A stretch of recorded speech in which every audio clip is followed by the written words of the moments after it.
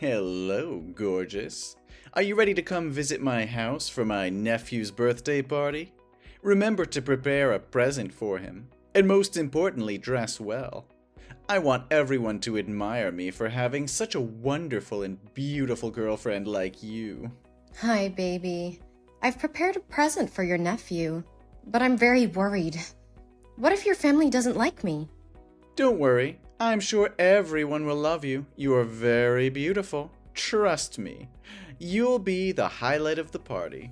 You're the looks, and I'm the brains in the relationship. That's how it works. So, you're saying you're only with me because of my looks? Basically, I mean... What, so if I didn't have my looks, you wouldn't be with me? Well, maybe. I don't mean anything by that. But you just got looks and nothing else. And that's what makes me proud. Every time I go out on the street with you, other men look at you and admire me because I have you. It always gives me a sense of victory and pride. No, you love me for me, right? Babe, I'm just teasing. Of course I love you for you. I mean, what if I were really fat? Or had acne spots and pitted scars or freckles? Would you still want to marry me? Oh, no, honey. I am such a wonderful, successful, and handsome man, so my wife must be beautiful and fancy too. I would definitely never date someone the size of a whale, let alone marry. And you seem to have gained a bit of weight lately. Maybe you should hit the gym to prepare for our wedding. I want you to stay sexy and slim. What? Are you kidding? I didn't realize I had gained weight. I guess I just feel like you only care about my looks, not who I am as a person. Come on, Chris, don't be ridiculous. Of course I care about who you are. But let's be real. Physical attraction is important in a relationship. And I want to be with someone who takes care of themselves and looks good. I understand that, but when you said you wouldn't marry someone the size of a whale, it really made me feel insecure. I can't stop thinking about it. And I'm scared that you'll leave me if I gain weight or if I don't look as good as I used to. Oh, Chris, I'm sorry. I didn't mean it like that. I love you for who you are, not just your looks. I think you're beautiful no matter what. But what if I'm not beautiful anymore? What if I'm not the same person you fell in love with? You'll always be the same person to me, Chris. And even if you do gain weight or your appearance changes, it won't change how I feel about you. Okay, I'll try to believe you. Trust me, baby. I love you more than anything in this world.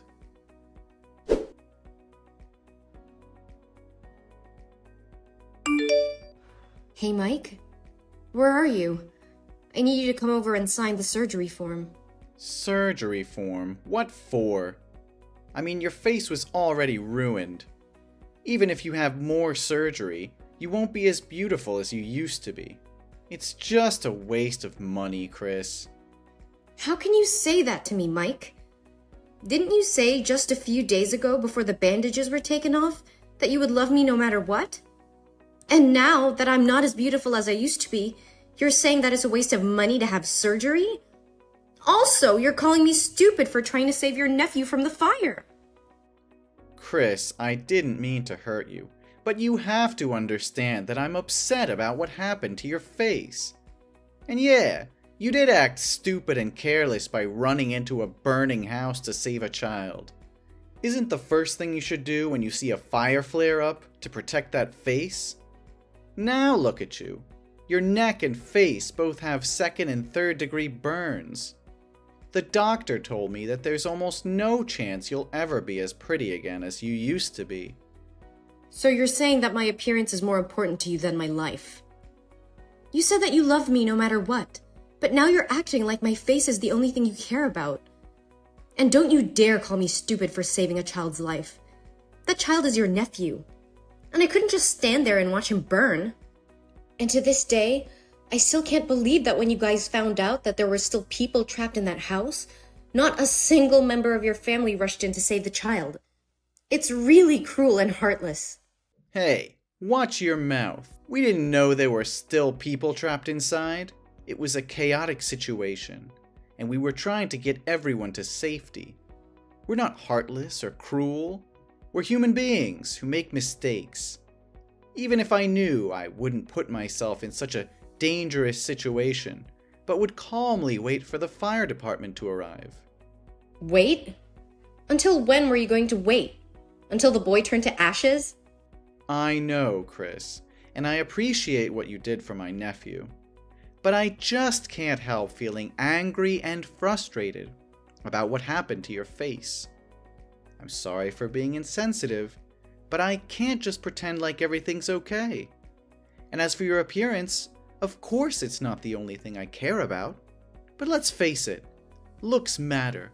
And I'm just worried about how this is going to affect us. How could you say that?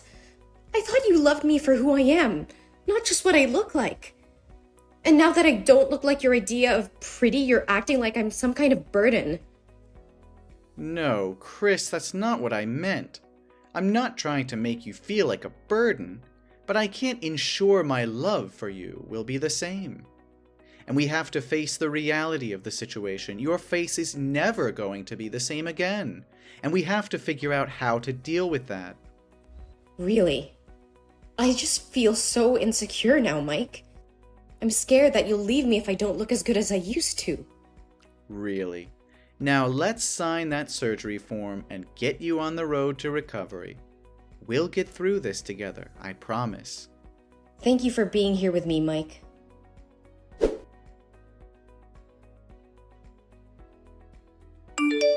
Hi, Chris.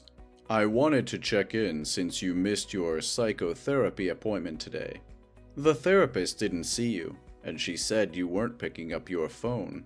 So I'm just texting to see if you're okay. If you're busy, I can tell her to reschedule your appointment for a later time. Is everything fine? No, I didn't forget my appointment. It's just, I didn't want to go out in public because of my burned face. I feel ugly and disgusting and don't dare to face people. Even if I can't see myself in the mirror now, how can I have the courage to go out into the street? I understand how you feel, Chris. In that case, let's have an online therapy session today. And I'll be your special therapist. How are you feeling today? Did you seriously just ask me how I feel? My face is burnt to a crisp. I look like I'm wearing a Halloween mask. 24/7. It's a nightmare. I understand how difficult this is for you. It's tough to imagine what you're going through. No, you can never understand me. Whenever I go out, I have to wear sunglasses and cover my face with a mask, and people treat me differently. If I forget to wear it, people will look at me with pity and stay away, and children will point at my face and call me a monster. I know this might sound horrible to hear, but there are many things to be grateful for. Such as? I lost my job because they told me my face scares customers away. And they said that working in the beauty industry isn't as ugly as this. My dog barks at me every time she sees me. My friends don't recognize me. And whenever I want to meet them, they always find excuses to refuse me. And to top it all off, my fiance doesn't want me anymore. You'll never know how upset I am. But you're alive. It's not everything, but it's a start. Yeah, that's not really saying a lot. Look, maybe your fiancé just needs some time to get used to your new look. Your fiancé may need some time to get used to your new look. And it could also be that the side effects of your medication are making you more sensitive. No, my fiance doesn't love me anymore. I can tell by his actions recently. He always avoids me and doesn't cuddle me like he used to. Look at me. I'm hideous. Chris, what makes a person beautiful is who she is on the inside. And to me, you are the most beautiful, bravest, strongest, and most admirable girl in the world. You used your body to shield a child from burns without a moment's hesitation. That's an incredible act of courage and kindness. But no one said I did the same thing as you. They blamed me for being too careless, stupid, and rash. At that time, I didn't have time to think. I reacted because I didn't want the child hurt, so I rushed out to help him. I can't imagine how miserable his life would be if he got burned like this. If I don't do something, I will live my life in regret. Exactly. And that's what makes you so beautiful. You're a kind and selfless person. And if your fiancé can't see that, then maybe it's best not to marry him. Thank you, Doctor. I feel a bit better now. I'm glad to hear that, Chris. I've been doing some research on burn victims and their recovery, and I found a specialist in New York who's had tremendous success in treating severe burns like yours. I've arranged a meeting with her, and I'm confident that together we can find the best possible treatment for you, so that you can become the beautiful girl you once were. Well, actually, you've always been beautiful. Thank you so much, Dr. David. You've been great. It's my pleasure, Chris. Thank you for sharing your feelings with me.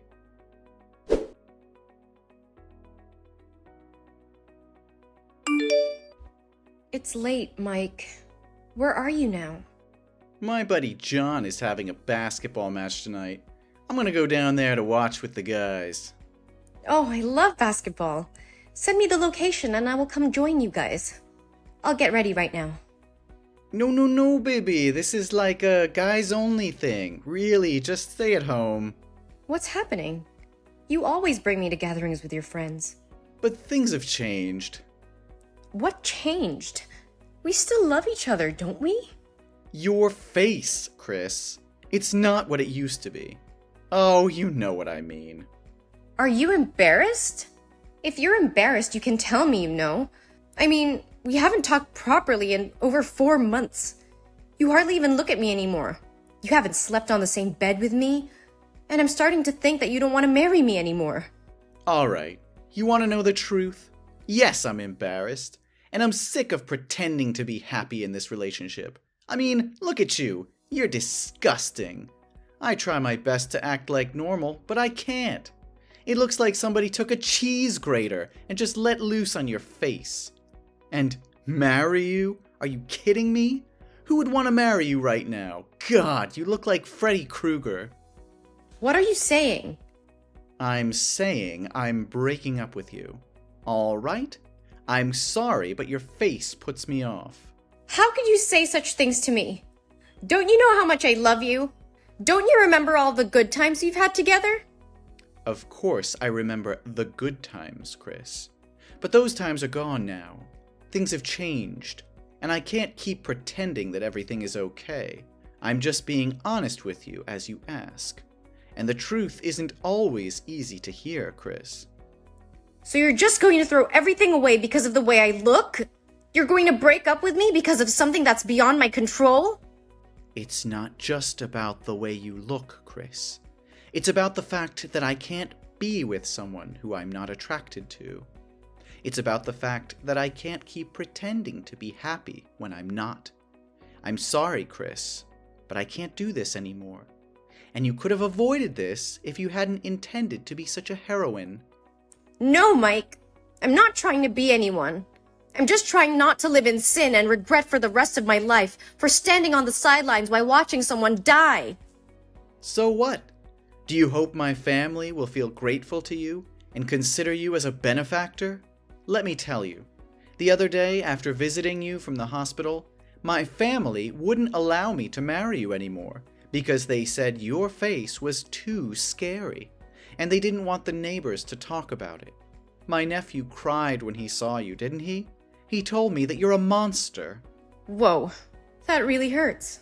You could have told me this before, Mike. Instead, you strung me along, pretending everything was okay.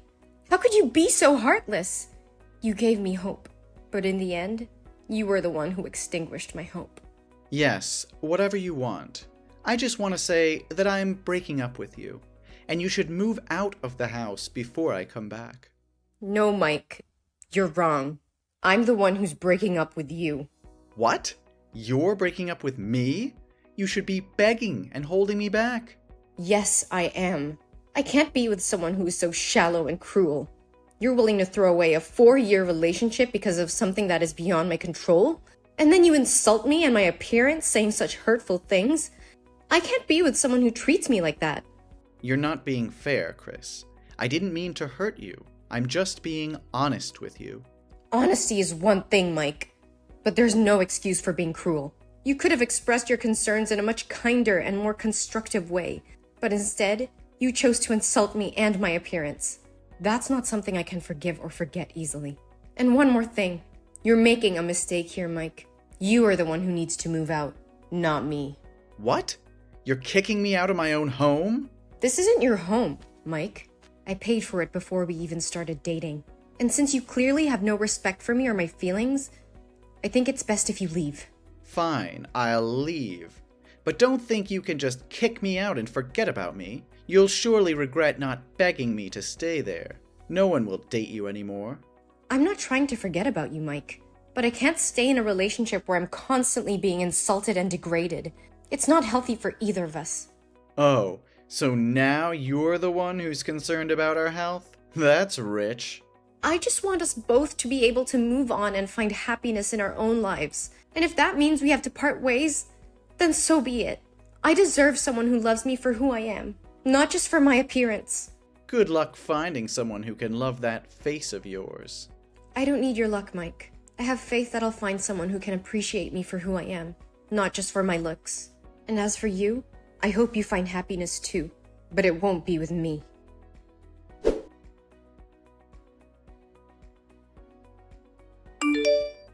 Hey Chris, how have you been? It's been so long since we talked. How's life treating you? Mike? Why are you suddenly reaching out? It's been 3 years and I haven't heard from you. Is everything okay? No, everything is not okay at all. I just miss you a lot. I can't stop thinking about you after all these years. What? Are you kidding me? That year you said you didn't love me anymore because of my ugly face, remember? Actually, 2 years ago, something terrible happened to me. I was attacked by a gang, and they slashed my face, leaving me with a long, hideous scar. My left eye is also blind, so I can only see out of one eye now. Since then, no girl wants to date me. Oh my god. That's awful. What happened exactly? I was out drinking with my friends and I got very drunk. I couldn't control my behavior and got into a fight with a gang. They did this to me. My family spent all their money on my treatment, but it hasn't helped much. I miss you so much, Chris. I think we're a good match now. I'm sure you've been lonely all these years, haven't you? I'm so sorry for what happened to you, Mike, but I can't get back to you. Why not? Do I need to apologize or beg you to come back? Come on, Chris. We're both equally ugly now. Don't make it so hard for me. You're not a petty person, are you? No, Mike. It's not that I'm holding a grudge from the past. It's just that I'm engaged and my wedding is next week. What? You're getting married? To whom?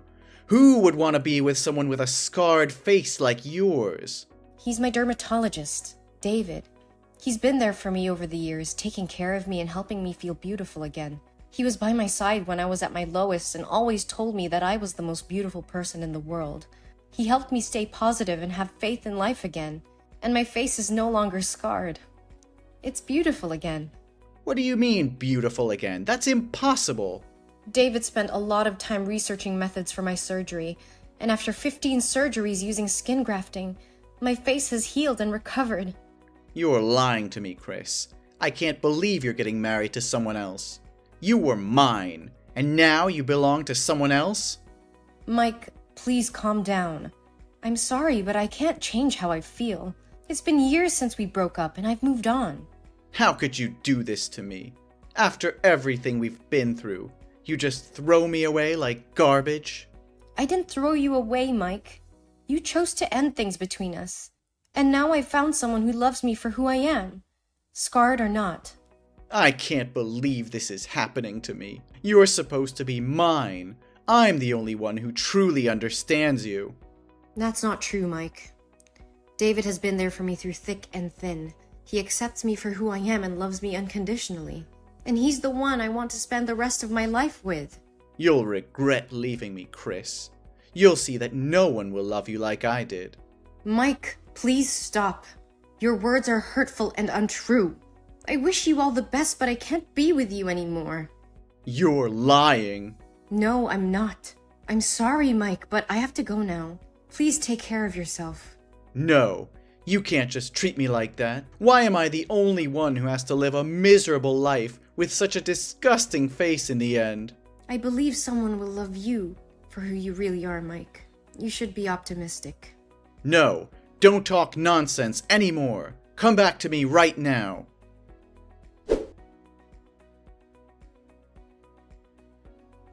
As the days passed, I heard that Mike's life spiraled out of control. He became increasingly bitter and resentful towards the world. His once charming personality turned into a spiteful one, and he became isolated from everyone around him. Despite seeking therapy and trying to come to terms with his past, he was unable to shake off the feeling of bitterness and hatred. His life was consumed by his resentment towards me and his own misfortune. Meanwhile, my relationship with David continued to flourish. I finally had a fairy tale wedding like I've always wanted. And now, we have 2 very beautiful babies. We are deeply in love and support each other through thick and thin. We were happily married and building a life together filled with love, joy, and new possibilities. David was always there for me during the hard times, and we shared many happy moments together. We often talk about their future and the family we hope to build, grateful for the chance we had to find each other and start a new chapter in our lives.